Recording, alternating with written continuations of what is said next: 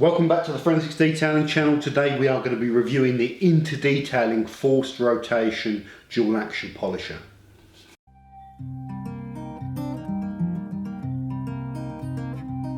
Guess that I am wrong or how we're close now. I've been making my amends. Come and see. Where have you been off to now? Wait for me, dear beloved, lend me light as I wander off into the night, or I won't be found. Or I won't be found. So like Bert said from PVD, the gloves are well and truly off in the kind of machine polishing world at the moment. Flex were the kind of inventors or the pioneers of this forced rotation. I can't remember when it came out, but it's been out for well over 10 years and no one that I know of went into the forced rotation market.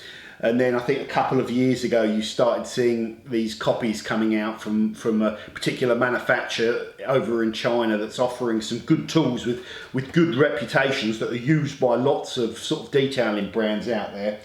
And so this tool is not the exclusive only copy that's out there. There are other ones, but it is made by the same guys that are selling the other kind of imitation 3401s, if you like. Let's go through all the basic specs of this. So the tool costs £159.95, which is the cheapest price. This is in the UK, obviously. I don't think you can get this in America. So that's the cheapest price for this particular model of tool that is available. And that obviously it's coming from In2detailing. They're offering this particular tool. They offer their own versions of the DAS 6 Pro Plus and the 15mm throw and the 21 throw and all that. So Imran's doing a lot of tooling options there. And the whole point of these tools is that they are there to be affordable, which is something we'll talk about. Whenever you're buying tools and you go for the affordable option, you have to be getting something less, and it's the trade-off between what you're getting less, and the money you're saving that is the consideration. So that's what we've got to try and delve into with this review. The tool has a 900 watt motor, 240 volts. It has exactly the same OPM and RPM range as the 3401, funnily enough. So it runs at a claimed 3,200 to 9,600 OPMs and 160 to 480 RPMs. That's the speed range you've got here control of on the speed dial. It weighs 2.6 kilograms, which is exactly the same as the Flex 3401, so they've managed to get the weight down on it. It's got a 4-meter cable, the same as the 3401.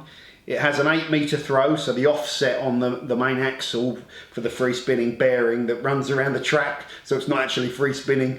So the offset is 8mm, the same as the 3401. It comes with a default plate size of 125 millimeters, which is 5 inches, and a 6-inch plate, 150. So it fits most standard pads. I asked Imran about this because on the packet it says that it can support a 4mm backing, 4-inch backing plate, which is 100 and I think it's 110 or 100, I can't remember, millimeter plate, 4-inch plate, and that's quite important for me because I like using this particular tool with the 5-inch hybrid power with the 4-inch Velcro fitment. That's a nice little combo, and I think Imran is looking into seeing if he can get that particular plate on his store. So if he does, I'll put a little sticky comment in there that you can also buy the 4-inch plate for it, which would be very, very nice. Bear in mind that you are talking, half an inch radial difference, so it's not a massive thing, but it's still a nice thing to have. Okay, what else does it come with? It comes with a stick handle that you do not need to use unless you've got an adamant reason that you like using these stick handles. I don't tend to. The bow handle that's on it is probably better, and you can still hold the machine, grip it when you're doing vertical panels and stuff, but the stick handle's there if you want it.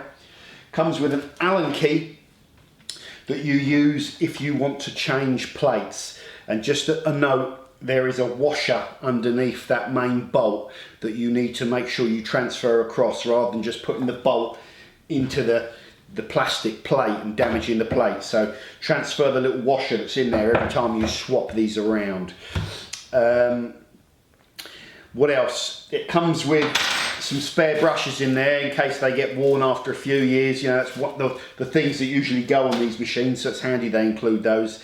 I think it also, the pack that In2detailing sell also comes with a free, I think it's 125mm, yeah, 125 5-inch backing plate pad thrown in. Okay, so that's sort of handy, that if you haven't got any pads, then you can use the tool straight out of the box.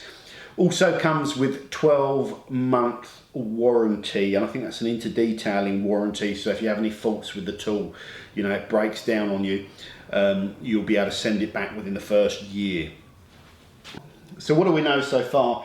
Aesthetically and spec-wise, these two tools are virtually identical, except this one is £160 and this one here is probably around £300 to £320, something like that. So it's basically, this is half the price of this one, and this one has the disadvantage again, which is important, of needing to use the adapter plate system if you want to drop down the size, because Flex, the standard size plates that came with it, weren't great for all sorts of pads out there, which was probably a little bit of a mistake.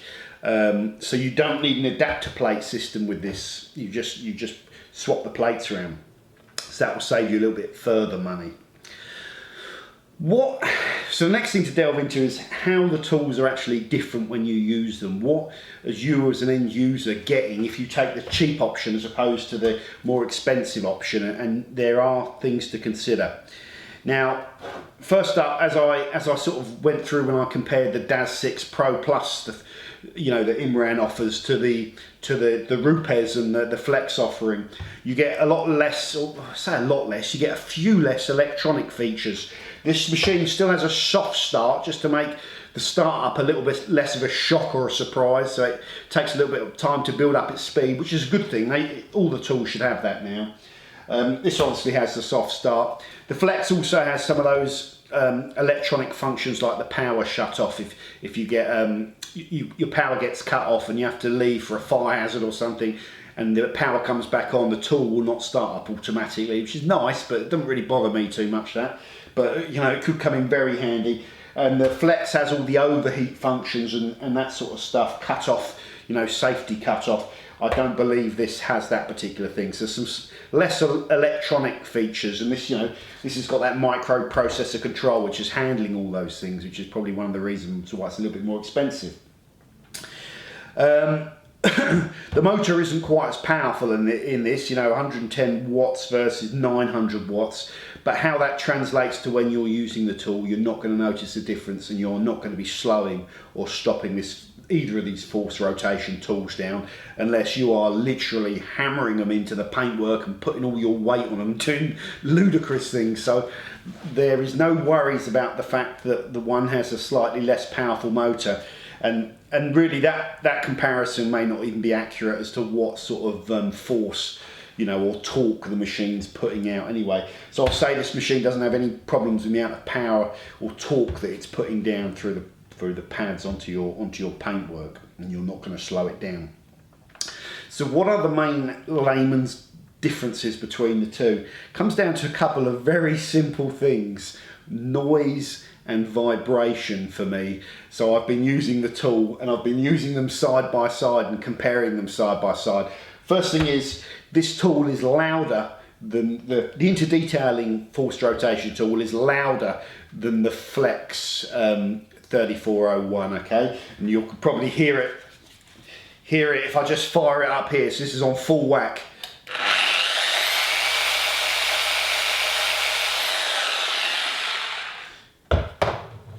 Versus the 3401 on full whack.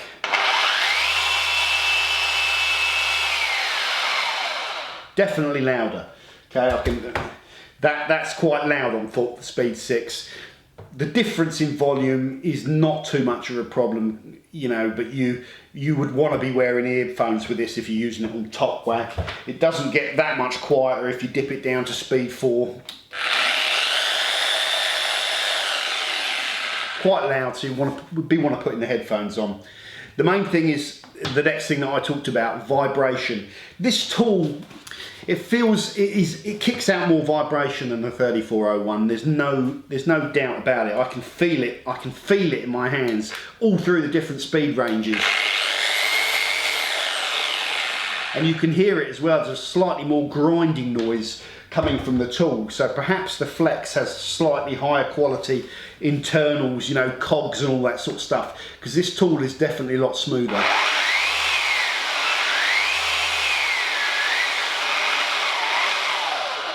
The trigger on the Flex 3401 is also slightly smoother and lighter. This has a little click where it kind of clicks in and the power turns in. So that's the only other thing that I could notice. But the main thing is the level of vibration. There's a difference between the two tools. So in terms of results and performance and delivering you, like, you know, your showroom finished and cutting paintwork and polishing paintwork, what are the differences between these two tools? And for me, the answer to that is none. And that is basically because this is an exact copy, and it's a decent copy. It's not, you know, it's not going to fall apart on you, and, you know, it rattles a bit more and it makes a bit more noise, but beyond that, it's virtually identical. And in terms of function, it's spinning the plate in exactly the same speed and the same way with enough power that it's not going to slow down, that it's not going to affect your results.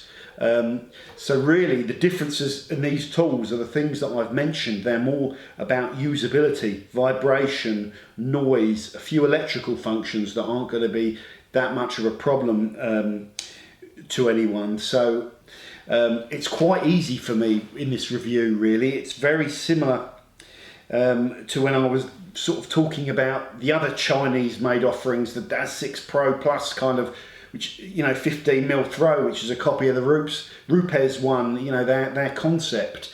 The thing with these budget tools, and they're budget versions of the more expensive professional options. My opinion is quite simple, that budget should take care of what one you pick. You know, if I had a budget of £160, I cannot afford the Flex. And if I wanted a fixed rotation offering, this tool is very, very viable, okay? It's not a JML type copy, it's a well-made, well-constructed copy with a good warranty and a good track record on reliability already. So it's important for me to say that. I'm trying to keep this review honest, because there's some things about these tools that they're so blatant a copy that it's almost like a bit weird that you can do that, but it's not illegal. So really, whether or not which one you buy is down to your budget. What I would say is, if you have 300 or 320, they can be more, they can be a little bit less. If I had to pick one, I would go with the Flex, because it's smoother and it just makes working on the paint nicer. So the more you're doing that, the more you'll notice the difference. With the In2detailing one, however, if I was only polishing one car a year or 2 cars a year, you know, once you get stuck into it and you're working, you don't really notice the difference in vibration. Although if you're doing it day in and day out, it might be a factor, and in fact it would be a factor enough for me to actually go and get this, because the difference in price, if I'm doing it day in day out, is negligible. So that is it really, guys. It's quite a simple review. This is a very good replica 3401, if you like. I've talked before about fixed rotation. It's probably my favourite offering in terms of the choices you have. And it's a complicated, long discussion, but for me, I just like the way these fixed rotation dual action polishers work. There is nothing with them that you need to be scared about. You know, you look at them and you're not heard of them. They sound a bit like high tech. You know, they're not. The thing that some people say they don't like about them is the fact that you can get walked around a little bit more by the machine, but God blimey, you know, it's not that big a problem, especially if you're using the 125mm, or if you can get hold of the 110mm plate. It's hardly noticeable. And if you are getting walked, you know, you're probably not, you know, if you're getting walked on level panels, then you're not keeping the machine level enough. So you know, you soon adjust to that very quickly. Some people say they don't like the fact that these ones spin counterclockwise.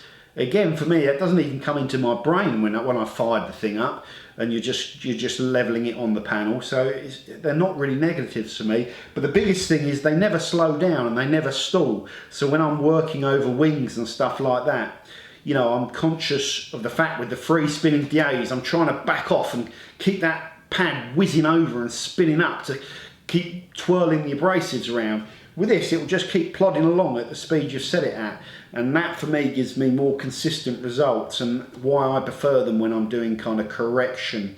Less of a problem when you're finishing down. The dual action polishers or anything will finish down quite nicely, to be honest, depends how you use it. So I really like the force rotation offerings. As I've said before, if you're looking for a starter machine to get started with, then what is this giving you? It's giving you the most amount of cut that you're going to get from the machine, second only to operating a rotary, which obviously you could ramp up to higher speeds to the point where you start introducing excessive friction and therefore heat and expanding clear coat and all those horror stories that are possible but can be avoided.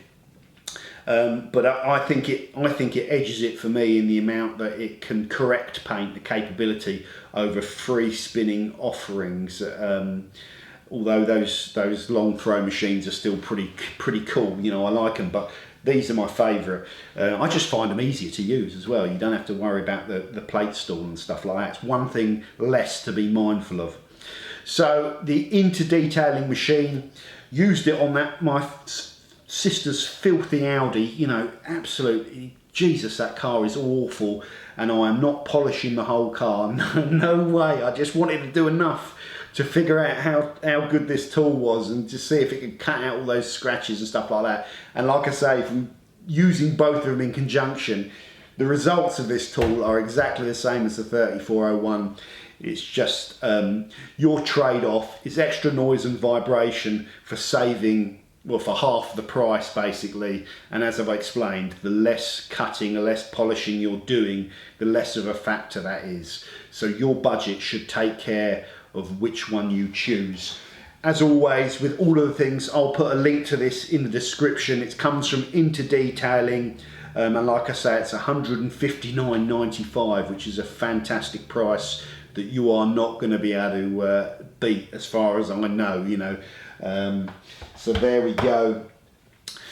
Okay guys, thank you very much for tuning into this video, and I will see you soon on the Forensics Detailing channel. And thanks to Imran for loaning me the tool for the review.